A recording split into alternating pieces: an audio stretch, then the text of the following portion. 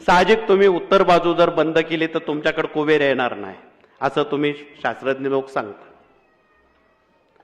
पर्यायानं त्याचे परिणाम या देशावर काय होतील हे सांगण्याची आवश्यकता नाही, परंतु या कार्यानं त्यावर उपाय शोधले. कुठलीही वास्तू न तोडता न पाडता आपणाला त्यावर क्रांतिकारी असे उपाय त्यावर करता येतात. त्यावर पिरॅमिडचा एक समावेश आहे. पिरॅमिड म्हणजे काय? आपण पूजेमध्ये सत्यनारायण पूजा किंवा कुठलीही पूजा करताना पुरोहित लोक मूठभर पुंजळ्या ठेवतात, धान्याच्या, गव्हाच्या, तांदळाच्या मंडलं मांडताना. त्याचा आपोआप पिरॅमिड तयार होतं.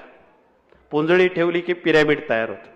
आणि त्यावर देवत्व येण्यासाठी आपण सुपारीला देवत्व देऊन त्या सुपाऱ्या त्या मंडलांवर मांडल्याबरोबर आपलं चित्त जागेवर येतं.